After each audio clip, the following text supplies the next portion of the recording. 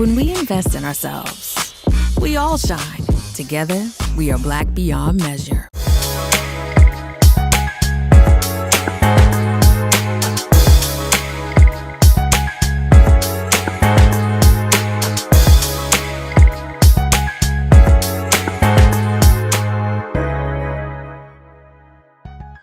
I'm Deborah Owens, America's Wealth Coach, and it's time to get wealthy. You're going to learn exactly what you need to know to finally achieve the level of success that you deserve. Got wealth? I'm sure you've heard the statistics that Black Americans have 1/10 the wealth of their white counterparts. And you may even have heard the stories about how Black folks spend their or wear their wealth or have poor money habits. So we should just pull ourselves up from the bootstraps to achieve financial success. Well, here's what they don't want you to know about the wealth gap. The first thing is that actually public policy created the wealth gap. And then secondly, even when Blacks do acquire assets, they're taken or robbed from them.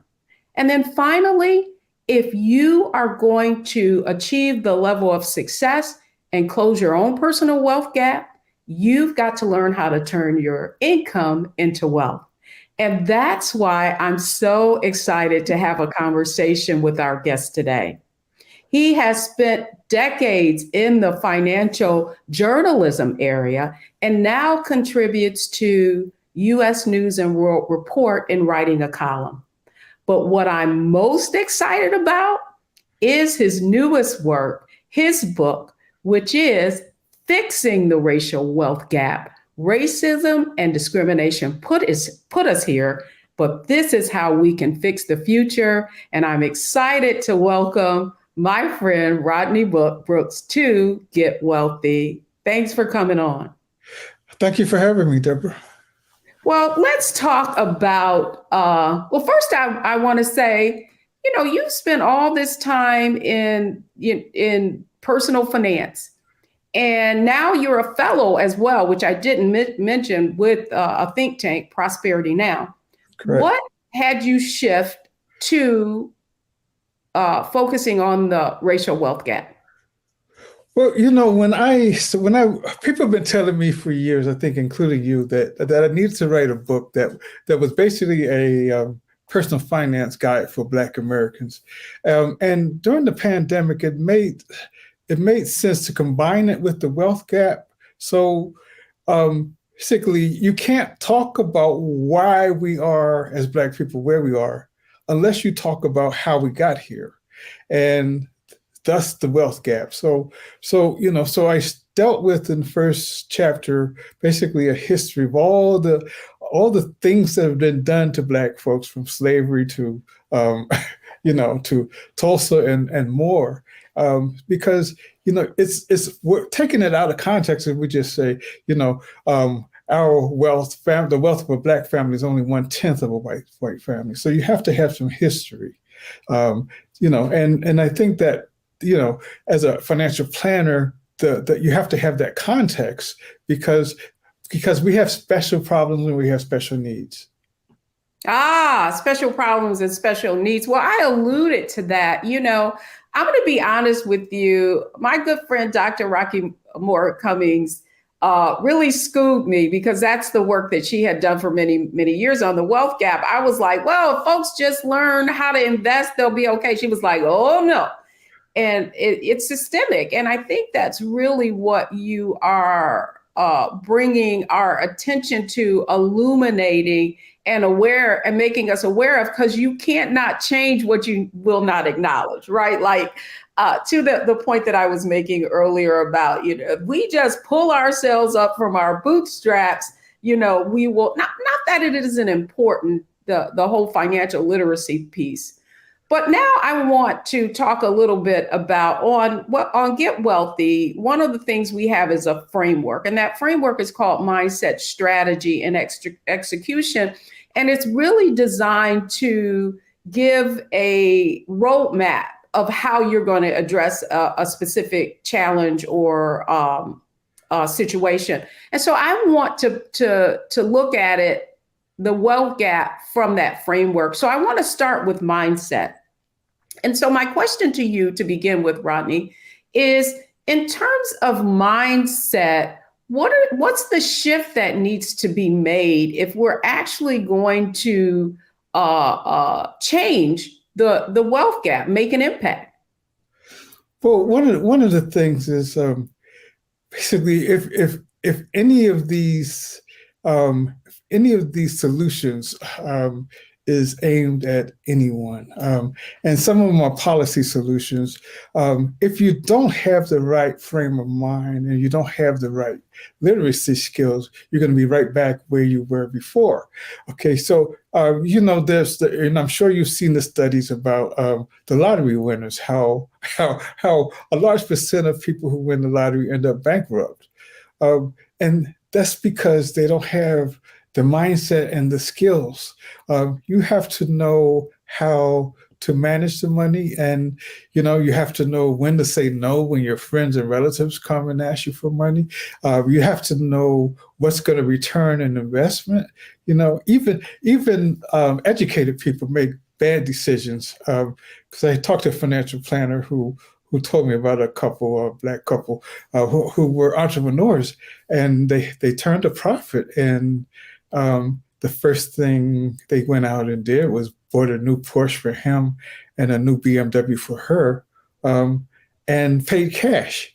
So it's not just uneducated, and it's not just low income people. We all need to be educated about what's going to be a return on our investment, and cars is not one of them.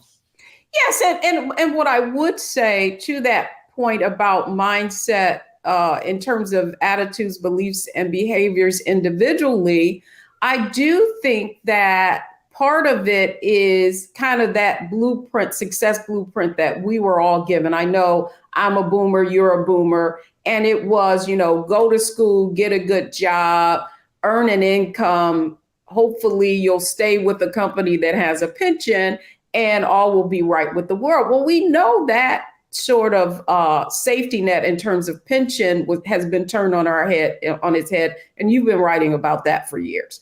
Right. But I guess the point I want to make is that if we were to look at even when Black folks do get educated or know how to save, right, effectively, what they haven't learned how to do is to invest. You keep talking about return on investment. So I guess that the question I have is, we are very risk averse. At least that's what I've seen in the work that we do at Wealthy You. We are more interested in not losing, right, than we are growing our money. And so as it relates to mindset, what do you think can help people to make that shift so they are thinking about return on investments and not just saving? Well, one of the things I always say first is hire a financial advisor, a financial planner, a CFP, certified financial planner, because you need to. Okay, they serve many functions. I mean, and we both know there are rules. You need to interview them. You need to find somebody you're comfortable with, but. One of the things they could do is talk you out of that mindset and say, okay, here are some investment alternatives that you may not have thought about. Mutual funds instead of insurance. That's one of my big pet peeves is Black folks are still buying those insurance products for investments for their children, and that's not the best form. So, and get them into safe. Mutual funds and exchange traded funds as opposed to individual stocks, which are riskier. Once you need somebody who can talk you down when the market goes down, like the recent bear market we've had. I've had friends call me up and say, should I, I'm worried now. Well, that's one of the things your advisor does. It's like, yeah, but to your point though, so I want to challenge that a little bit, Rodney, okay. because here's what I've seen is that part of the reason people are in some of these products are because of advisors, right? Like you and I know, and we can just be frank, you are you've done your study and done retirement planning. And what we're seeing, what I see is that a lot of people are put into these products with the kind of guise that this is a safe investment, that, whether it's insurance product or whole life or whatever. I mean, I think that's what you're alluding to. And it frustrates me too. And it was because they did go to someone and they didn't quite actually understand what they were getting themselves into.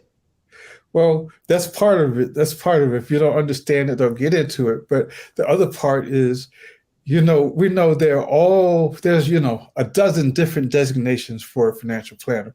You don't have any kind of degree to be called a financial planner, but you do have to pass a test to become a certified financial planner. And those, you can go to an insurance salesman and he or she will put you in a product and say, I'm a financial planner. And sometimes, an annuity is a good example, because an annuity is not a good idea for everyone. Okay. And I'm not anti-annuity. They make sense sometimes, but you have to understand what you're doing. And then if you're talking to a financial advisor or anyone, and you don't understand what they're putting you into, then that's a sign. Go to someone else. Go to someone who walks you through it and makes you understand what they're doing. I was talking to a couple who both of them had 401ks, and they had a relative who was basically telling them to pull the money out of both of their 401ks and put them in annuities. And I advised against it, but they did it anyway. And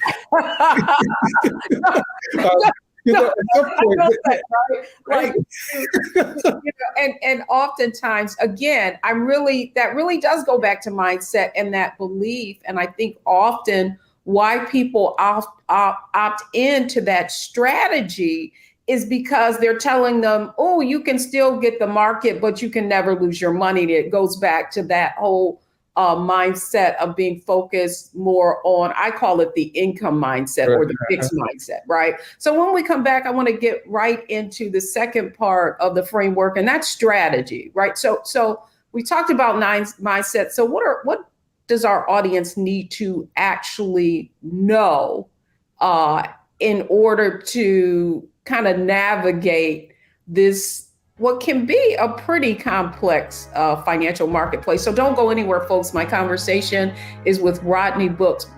We're talking about his new book around really fixing the racial wealth gap. Don't go anywhere. Next, it's strategy. We'll be right back.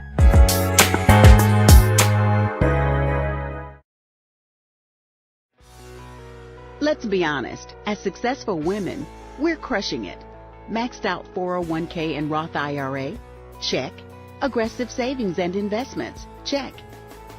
Yet, the freedom our success was supposed to buy can leave us stuck on the six-figure hamster wheel, watching retirement slip further down the road.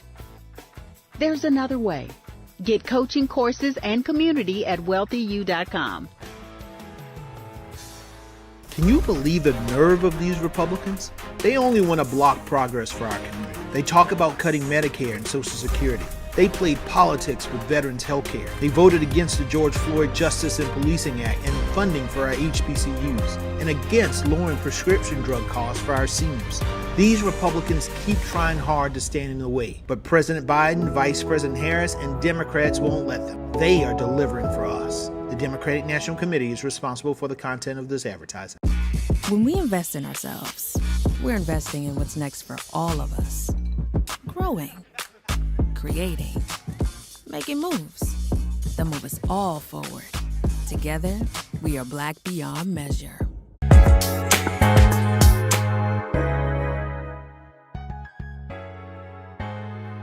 Welcome back, everyone. I hope you're enjoying this conversation that I'm having with author and financial journalist Rodney Brooks. We're discussing his new book about fixing the racial wealth gap.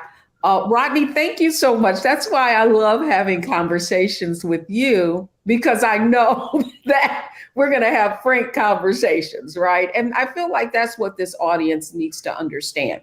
And so now I want to talk about strategies. And certainly one of them that you brought up in our mindset segment was about dealing with a financial advisor.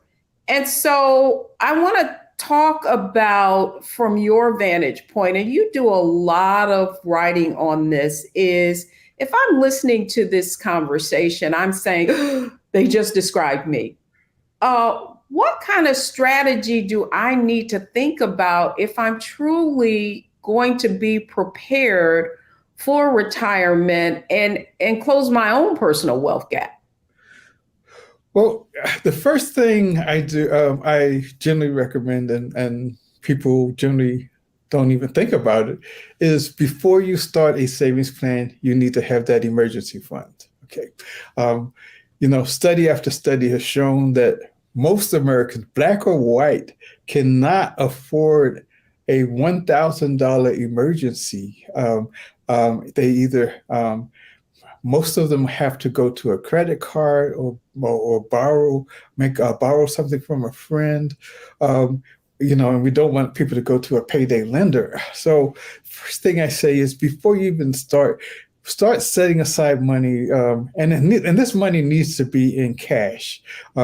So this is, whereas we all recommend against bank savings accounts because they pay no interest, but you got to have it in cash, because if the furnace breaks down, if your car breaks down, if a new hot water heater, you need to have money that is in cash, that you don't have to go to your investment accounts and pull money out of money that is fully invested, because that's a bad idea.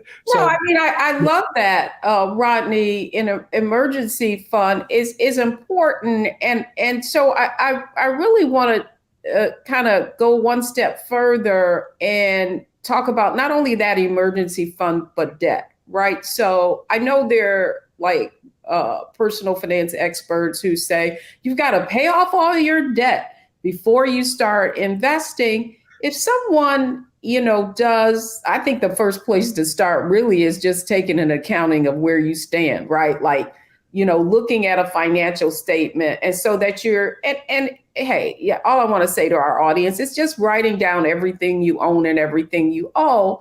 And so I think a lot of times what really prevents people from making any headway, Rodney, is they could be consumed with debt. Now we're talking about student loan debt, and we know that President Biden just came out with some relief, but we know people are carrying significant amount of debt. What do you say to someone that does say, okay, I know I need an emergency fund, but I've got this debt looming at me. How can I get my still invest in my 401k and those other strategies that we're talking about? Some financial planners talk about things in terms of good debt and bad debt, and I don't. I think debt is debt, right? But so I could say that there's bad debt and there's worse debt, and so you have debt like credit card debt. Okay, that, the average credit card interest rate is something like 24%, incredibly high. That's the debt you want to get rid of. That should be higher on your list. So it's basically, we're talking about stages, Deborah. Okay, so we want to pay down debt, and we want to start creating this emergency fund, and we know things get in the way. People get married, they have children, they got to buy a house, buy a car, but the easiest way to save, and I say, is the company sponsored 401k. Even if you just contribute up to what the company is matching, and we all call that free money. At the very least, put in your 401k up to what the company matches, and you will get that company match. But yeah, it is a good idea to pay down, especially credit card debt. Student debt is a whole other thing, because some people have hundreds of thousands of dollars, and I would not say try to pay that off before you get on an investment plan. It has to be part of your investment plan. No, Okay. I really welcome you all debt is bad, but there's debt and then there's worser debt. Right. Right. And what I really like about how you just characterize that it is true. You know, we often talk about the rule of 72, take the interest rate and the return you're earning on your investment divided into 72. And that'll tell you how long it'll take your money to double. But what I also tell people, that works in reverse on debt, right? So you have 24% interest and you divide that into 72 and all you're paying is the minimum balance. That means that the principal itself is going to double, right, in less than 3 years. And so that I really welcome the fact that you shared, you know, like help people understand that there's student loan debt and then there's credit card debt. And that's the one that you want to get rid of, because that can increase really quickly. Love this conversation, Rodney. So, you know, we've talked about mindset and just people really feeling like sometimes they want to reward themselves if they have some financial success.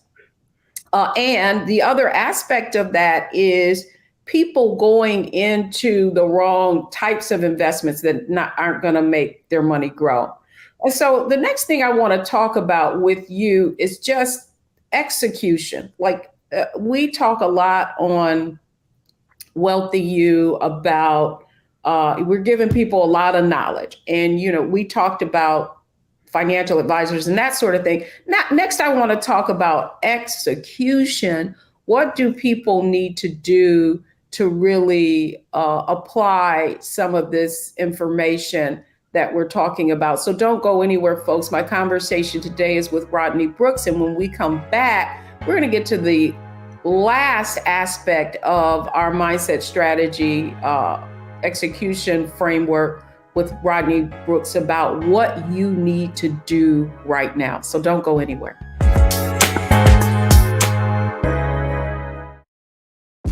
When we invest in ourselves, we're investing in what's next for all of us. Growing, creating, making moves that move us all forward.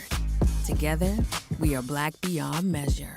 Hi, I'm Dr. Jackie Hood Martin, and I have a question for you. Ever feel as if your life is teetering and the weight and pressure of the world is consistently on your shoulders? Well, let me tell you, living a balanced life isn't easy. Join me each Tuesday on Black Star Network for A Balanced Life with Dr. Jackie. We'll laugh together, cry together, pull ourselves together, and cheer each other on. So join me for new shows each Tuesday on Black Star Network, A Balanced Life with Dr. Jackie.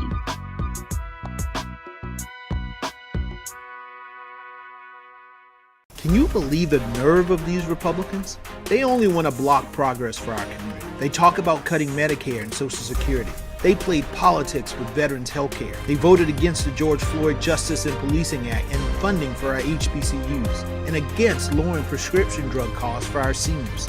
These Republicans keep trying hard to stand in the way, but President Biden, Vice President Harris, and Democrats won't let them. They are delivering for us. The Democratic National Committee is responsible for the content of this advertising. When we invest in ourselves, our glow, our vision, our vibe, we all shine. Together, we are Black beyond measure.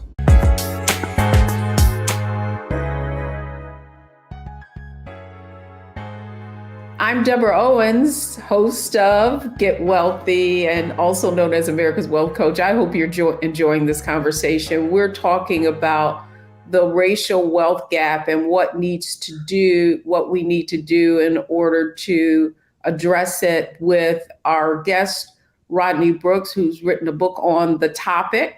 Rodney, next I wanted to talk about execution, but I want to shift just a little bit. I know we're talking about the personal aspect of money management, but I do think that the most important aspect of your book is that the fact that you basically said, I mean, you didn't say, oh, well, the government, racism could be a part of it. You basically, in your title, you said that, racism created this divide. And so I want to talk about what folks need to be, the conversations and the kind of engagement, right, that people need to have to get some of these policies changed, because they still are presenting themselves. And I think about this redlining, right? This recent couple that it was the wrong person to redline, but their house was valued hundreds of thousands of dollars less. And so from the standpoint of closing this, eliminating this racial wealth gap, what needs to happen? So you talked earlier about Maya Rockeymoore Cummings, so she'll tell you in a minute, financial literacy won't help if you don't have any money, right? So, that's right. That's what I love about her. So Maya, by the way, wrote the foreword in my book. Okay, excellent. Yeah, she's really an amazing person. Yes,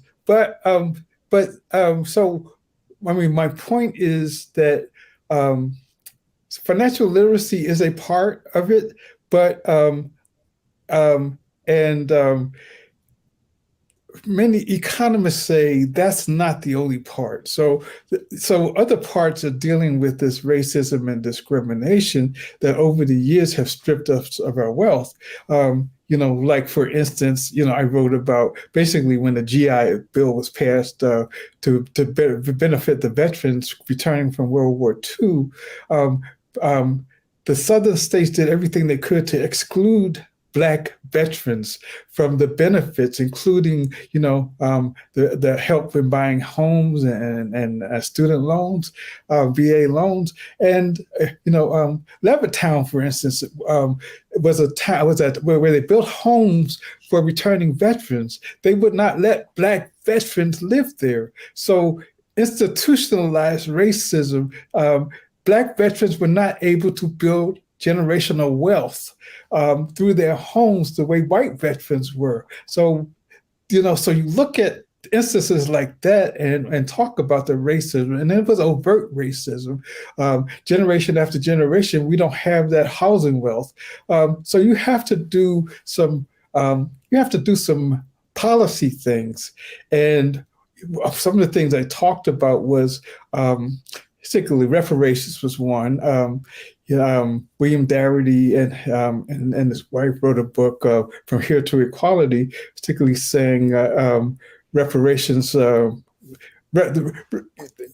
America owes Black people reparations in the amount that would bring our wealth, Black Americans' wealth, to even with white Americans, and that would be like $12 trillion.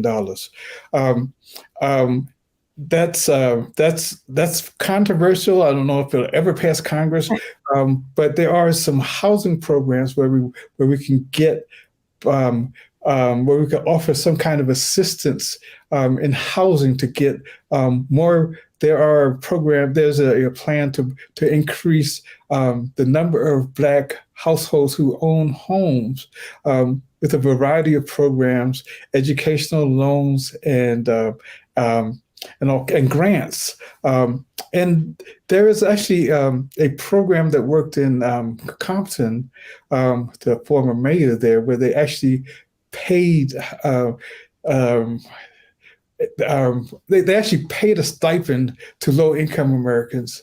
It was like 500, and they paid them a stipend, and they improved their health, wealth, and their psychology when they went back and their well-being. Absolutely. Right, Well, right. I guess the point that I wanted to make about your work is that, yes, illuminating this and making people aware that so much of the racial wealth gap has less to do with, it's not only behavior, right? To Maya's point, if you don't have any money, where are you going to be able to invest it? And, one of the things that I've seen most recently is that because of the pandemic, the wealth gap is widening. And what we're also seeing with millennials who now are like above, or in terms of population, the second largest population, and about to overtake boomers, is that it's taking them much longer to be able to purchase a home. Now we have interest rates going up. Now we have affordability. And we also have seen real estate prices during the pandemic increase. And a lot of this is being driven by actual investors, right, buying these homes. And so the whole supply demand aspect of it comes in, where now that you've got less supply, it's making home ownership out of reach. And so I wanted to just get your thoughts on what you brought up, the point of what was happening in Compton. We see that even redlining is still happening. What do you think our viewers need to know and do so that this significant part of building wealth is not out of reach for them? Well, one thing we really did not talk about was the 2008 crisis, because Black folks still have not recovered from that. And then we went into the pandemic. And when things like that hit, Black folks are hit harder, and the impact is longer.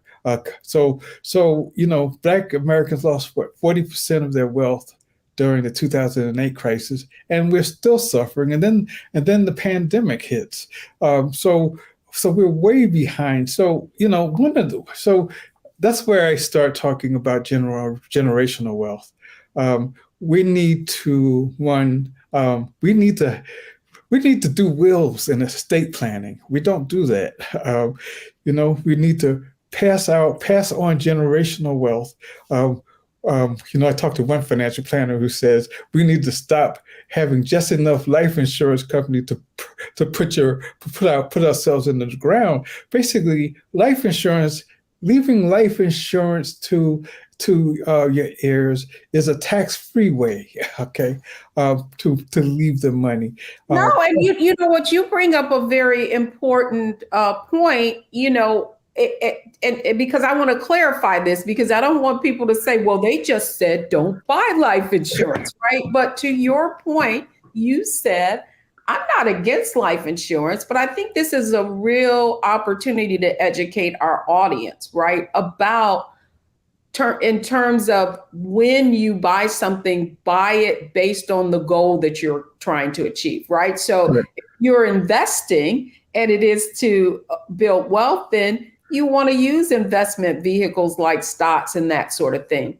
If you want to leave an estate, then insurance, that is the whole purpose of it, right? And it has that other caveat, and that is one of the few investment that can pass to your heirs tax-free, because basically whoever you name on that beneficiary as the beneficiary, or if you have a trust and you name them, that money is goes to you, the check goes to you. There are no, distribution forms or anything like that come into play. So you bring up a very good point. So I notice in other cultures too, that they use estate planning as a tool. Like families will come together and they will actually pay the premiums for their parents knowing that it's going to leave an estate. So is that the kind of strategy that you feel like could help to close this wealth gap?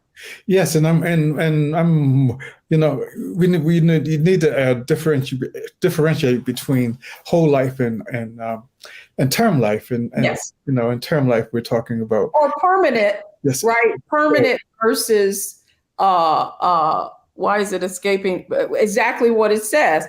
Term, right? Like right, whole right. life you have through your whole life, and whereas term you have to renew it. And sometimes when you do that, right, it could be higher, and so it is not permanent in that regard. Right, and for the thing about it though is that term life, though it is a certain term, you're not trying to combine an investment with an insurance product, which I think many people get confused about, and it's that keeps it simpler. So yeah, whether you do whole life or term life, have enough in a life insurance to leave something to your heirs.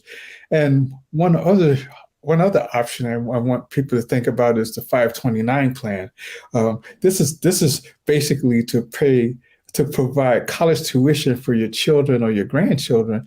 And the 529 plan, they're operated by states, and they're different kinds, but basically it's sort of like an IRA. You put money in that's tax deferred, and your children or your grandchildren can use it for college education. So you're not trying to figure out, okay, am I gonna have to pull money out of my 401k to pay college tuition?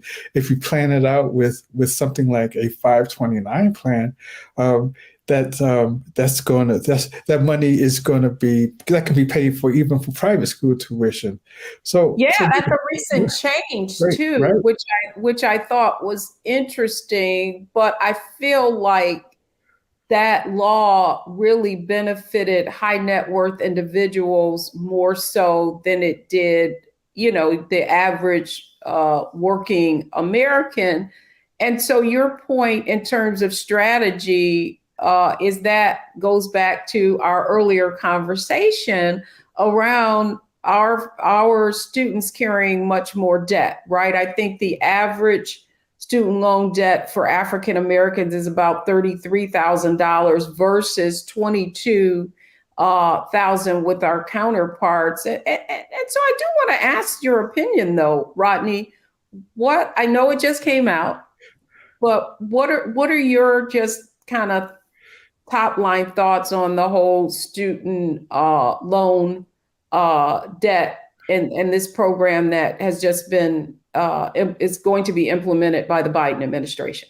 Well, for some people, any kind of relief.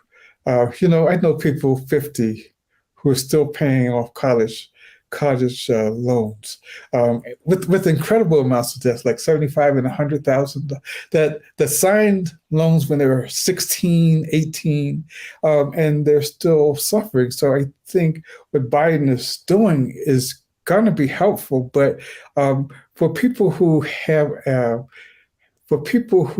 have an enormous amount of student debt, there has to be some other alternatives, because some of this debt was these young kids signed up for loans that were charging 15% interest. Okay, if you wonder how it blew up like that. Yeah.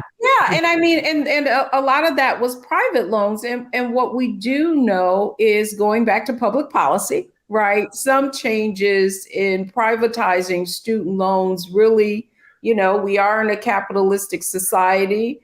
Really, what it did, it was almost predatory lending. We do know that the Biden administration also basically wiped out a lot of debt for some of those vocational schools and schools that were basically degree mills, right?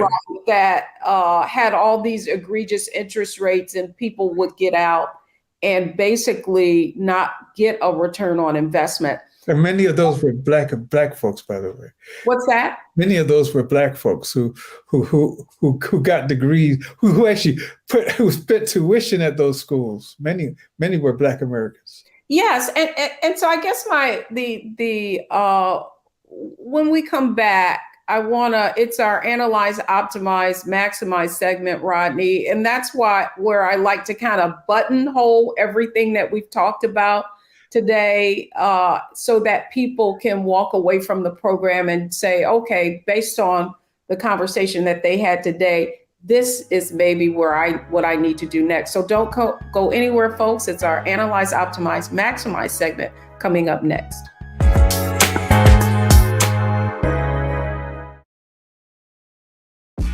When we invest in ourselves, we're investing in what's next for all of us.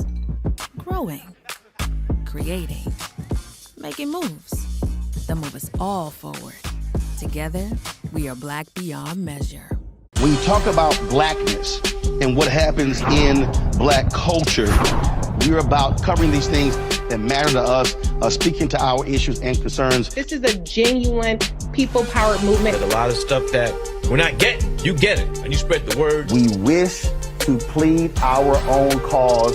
Too long have others spoken for us. We cannot tell our own story if we can't pay for it. This is about covering us. Invest in Black-owned media. Your dollars matter. We don't have to keep asking them to cover our stuff. So please support us in what we do, folks. We want to hit 2,000 people, $50 this month, raise $100,000. We're behind 100,000, so we want to hit that. Y'all money makes this possible. Checks and money orders go to P.O. Box 57196, Washington, D.C. 20037-0196. The Cash App is $RM Unfiltered. PayPal is R Martin Unfiltered. Venmo is RM Unfiltered. Zelle is Roland@RolandSMartin.com. Can you believe the nerve of these Republicans? They only want to block progress for our community. They talk about cutting Medicare and Social Security. They played politics with veterans' health care. They voted against the George Floyd Justice and Policing Act and funding for our HBCUs, and against lowering prescription drug costs for our seniors. These Republicans keep trying hard to stand in the way, but President Biden, Vice President Harris, and Democrats won't let them. They are delivering for us. The Democratic National Committee is responsible for the content of this advertising. When we invest in ourselves, we all shine. Together, we are Black beyond measure.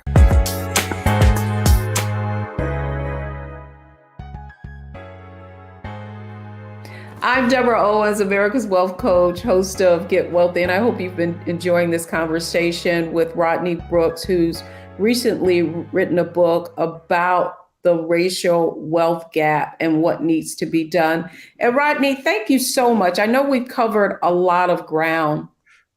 And now what I want to do for our audience, I think what happens is you listen to all of the obstacles and the challenges that have prevented Black folks from achieving a certain amount of financial independence and which allows them to create generational wealth.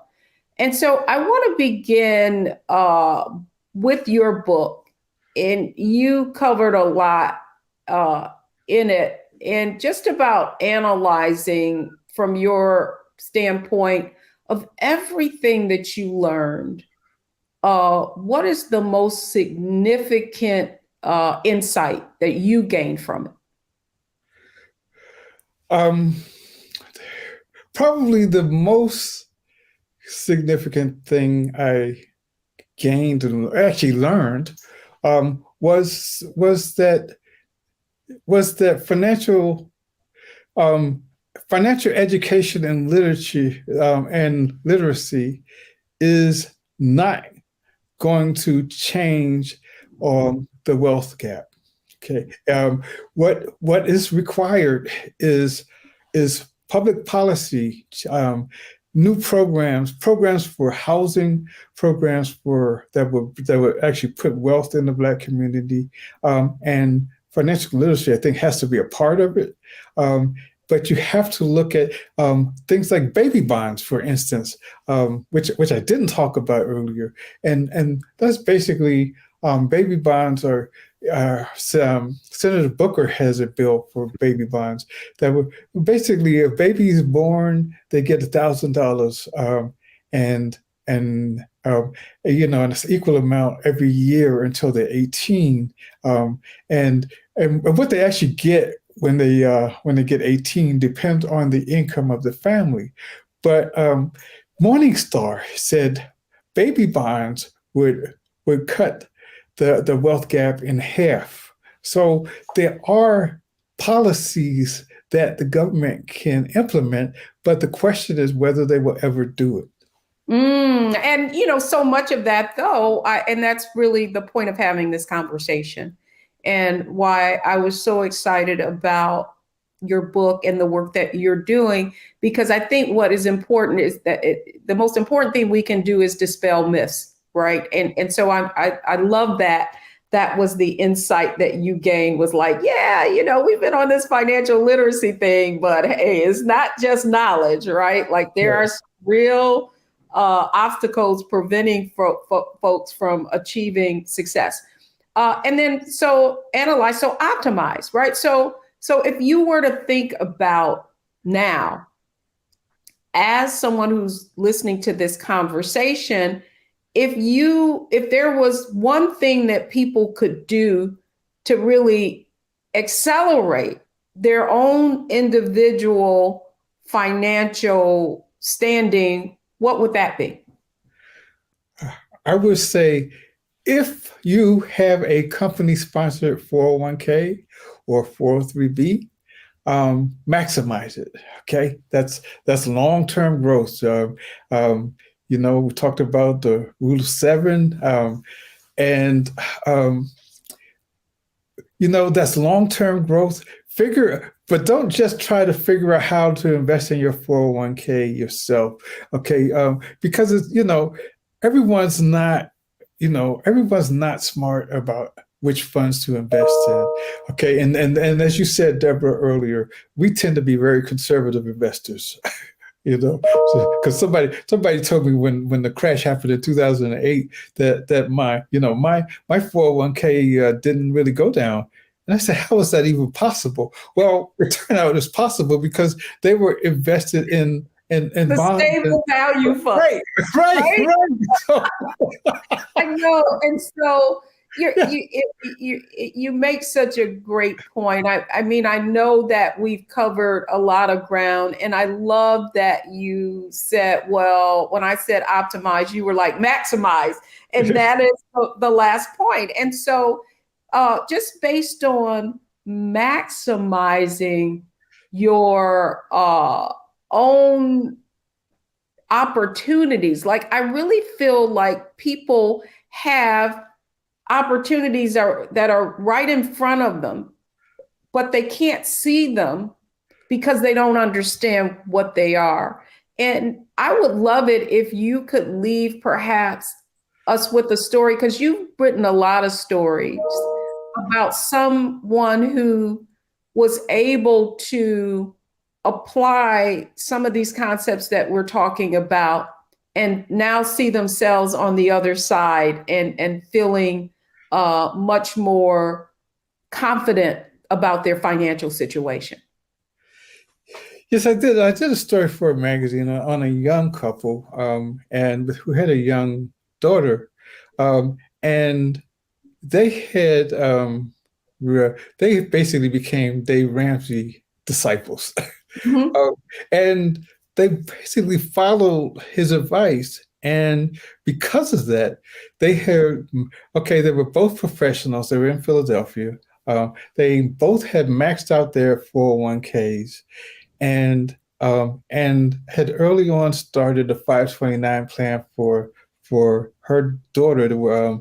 She had a daughter before they got married, but she had started. And one of the things I did not mention about the 529 that's cool about the 529 is you can tell parents, grandparents, friends, instead of buying a sweater or a dress for Christmas or birthday, make a donation to this 529 plan. So you can have all your family members making donations to help you build this. So that by the time this kid is 18, they'll have a nice, they won't come out of college with the kind of debt that we did. Oh, I love that. That's great. And it's often something that I really promote in Wealthy You. And that is, rather than your family giving gifts that, things go in and out of style, to invest in that 529. Rodney Brooks, you've given us a lot of insight today. Thank you so much for coming on Get Wealthy. Thank you for inviting me. Excellent. Well, when we come back, I'll share the 3 things you need to take away from today's show.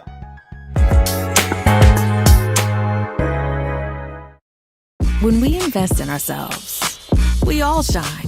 Together, we are Black beyond measure. Hatred on the streets, a horrific scene, a white nationalist rally that descended into deadly violence. White people are losing their damn minds. As an angry pro-Trump mob storms the U.S. Capitol, we've seen shooting. We're about to see the rise of what I call white minority resistance. We have seen white folks in this country who simply cannot tolerate black folks voting. I think what we're seeing is the inevitable result of violent denial. This is part of American history. Every time that people of color have made progress, whether real or symbolic, there has been what Carol Anderson at Emory University calls white rage as a backlash. This is the rise of the Proud Boys and the Boogaloo Boys. America, there's going to be more of this. Here's all the Proud Boys, guys. This country is getting increasingly racist in its behaviors and its attitudes because of the fear of white people. The fear that they're taking our jobs, they're taking our resources, they're taking our women. This is white fear.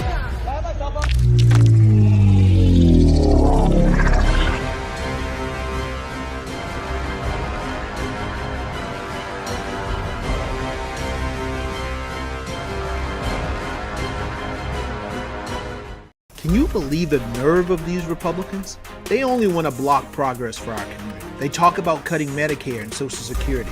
They played politics with veterans' health care. They voted against the George Floyd Justice and Policing Act and funding for our HBCUs, and against lowering prescription drug costs for our seniors. These Republicans keep trying hard to stand in the way, but President Biden, Vice President Harris, and Democrats won't let them. They are delivering for us. The Democratic National Committee is responsible for the content of this advertising.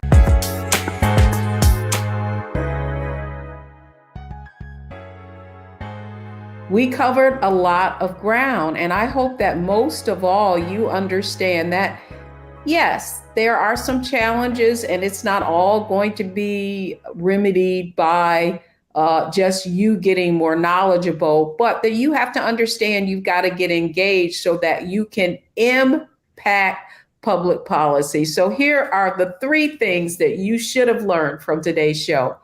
1, that the racial wealth gap, a large part of it was created by public policy. Secondly, is you need to increase your own financial knowledge if you're going to be able to navigate this marketplace with all of the complex products that are being put before you. And then finally, and I always leave here, knowledge is not power. Knowledge correctly applied is. And so apply what you learned today. And certainly Rodney Brooks left a lot of gems for you to apply. So that's going to do it for us this week. Thanks so much for joining us on Get Wealthy right here, only on Black Star Network.